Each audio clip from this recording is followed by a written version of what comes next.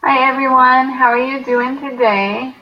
I'm here for my live Q&A. Unfortunately, nobody asked any questions yet. I sent out an email and asked for people to submit any questions and nobody did. I sent out a notice about it going live a couple weeks ago and asked for questions. There weren't any. And then I sent out a reminder again a half an hour ago, and still there's nothing. So feel free to, once you pop on here, to go ahead and put any questions that you want me to answer on here. And sometimes it's delayed in the comments coming through, but as soon as I see one come through, I will go ahead and be happy to answer your questions. In the meantime, I'll just be honest, I have had a very frustrating day, and it's just getting worse apparently, but there's this thing that we have to do for bloggers, it's called the GDPR, and it's some kind of thing we have to do to make sure that we're all lined up for everything for the Eastern European Union. It involves our email, our website, just tons of things, and I've been working on it for over a month. And each time I try to work on something, I just keep getting stuck. But I've been able to overcome it. But now I'm really stuck and I don't know what to do. So it has been a very frustrating day. I worked on it for 4 hours before I had to pick up my son from school. And then I've been working on it a little while since I came home, but I'm just stuck. So anyway, sometimes our days can be frustrating and we just have to move on anyway. So I hope the rest of you are having a much better day than I am having. So don't forget, if you have any questions, then you can go ahead and answer them in the comments. In the meantime, I'll just tell you about my latest blog post until we get any questions. So this time, before I wrote to you about 7 ways to lose weight after the age of 40. So this time I wrote a post about 7 ways to lose weight under the age of 40 because I have readers from both ends of the spectrum on my blog. So I wanted to make sure I covered losing weight for everybody because the tips are different. Once you're over 40, your metabolism changes some. And then when you're under 40, then things are a little different too. So that's why I have over here on this one. Let me look.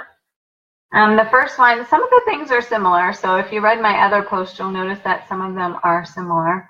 The first tip is that you can't lose the weight by dieting only.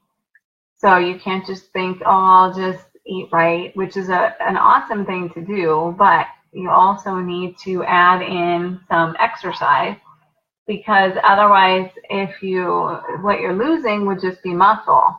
And you don't want to lose muscle, you want to have muscle. That's an important thing to have. So that's why you need to balance eating right with exercise. And then it's also important to stay active throughout the day. Like you can't just exercise in the morning and think, oh, I'm done. I did my exercising for the day. I mean, that's great. You don't have to go and like exercise all day long, but some easy little things you can do, like I do when I'm subbing. I'll get up every 10 minutes or so, obviously to check on the kids, but also it gets me to walk around the classroom and stuff. And when I'm at home on my computer, about every half an hour or so, I'll get up and go maybe put away everything in the dish drainer and then come sit back down and work for another half an hour. And then get up and put away the things in the dishwasher and back and forth like that all day. So that way you get different things. You get some movement throughout the day and you're not just sitting, because only sitting, even if you've exercised earlier in the day, still isn't a good thing. You can read more about why on my post. Third way is it's best to plan what you eat ahead of time. So it's really important to do that because otherwise if you don't plan ahead and think about what you're going to do, you'll just grab whatever is easy, convenient, and it may not always be what's best for you. So think about what you eat ahead of time and plan it out. That's really important. That also includes making sure when you decide you're going to have crackers or chips or something, you don't just sit down and eat the whole bag. Make sure you follow the serving size and portion that out first, like on a plate or a paper towel or something, so that way you only eat what that serving size is, rather than just eating everything. The important thing, which I have trouble with, the fourth one, is to drink plenty of water. I have a lot of trouble with this one because I don't really like water. So you can have tea, as long as you don't add sugar to it. And then there's fruit infuser water bottles, or a pitcher, which I posted about in my blog post. Those are a really good way. I've tried that, and I really like that. That makes your water taste really nice, and you're not just drinking plain water, and you're getting the benefit of the fruit in it too. So that's a good way to help you make sure you get your 8-ounce glasses of water in for the day.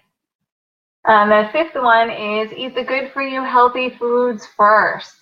So maybe you made something for your dinner and you want to just get to the dessert first if you eat dessert at dinner or whatever. But it's very important, just like you tell your kids to make sure you eat the good things that are good and healthy for you first. That's what you should do also, because if you fill up on the proteins and the vegetables and things first, then you get filled up quicker, or not quicker, but you get filled up. And then you won't even have as much room for the other stuff that you shouldn't be eating. So much more important to eat the good things first, plus you're making sure you get those things. Because if you eat the things that aren't so good for you first, then you're going to get full up on those and you're not going to get any of the good stuff. And number 6 is technology can help keep you on track. So there's so many things. When I posted this on a Facebook group, they were talking about this. That was one of their favorite points, was about technology, because you can do so much stuff with it. You can track your exercises, what you eat, everything, and it can keep you on track. Plus, a lot of people now post it on social media, what they've been doing. I'm seeing that a lot from one of my friends recently. And that'll keep you also accountable to people, because your friends will see, oh, I didn't see your post today. Did you exercise? And then also they'll see how well you're doing or not doing. So they will, that can help keep you motivated and on track. Plus for me, I'm competitive. So if I see somebody who's doing way better than I am, I may go, wait a minute, I'm going to up my game and do better the next time. So that's another good reason to do it. And make sure you get enough sleep.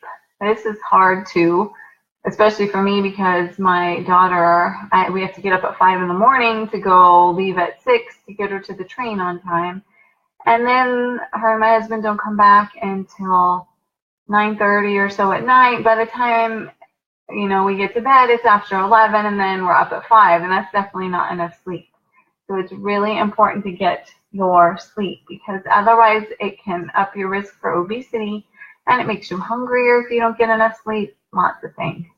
So I will put a link to that post in either above this or in the comments, depending on where I end up putting it after I'm done. I'm sorry that it was supposed to be the live Q&A, but unfortunately, like I said at the beginning, I didn't get any questions, so I'm sorry about that. I hope next time it will be better and I will have more questions. But like always, anytime you have any questions about anything, just post it on my Facebook page, message me, and I will be sure to answer you and get back to you. So I hope you have a great week. All right, bye.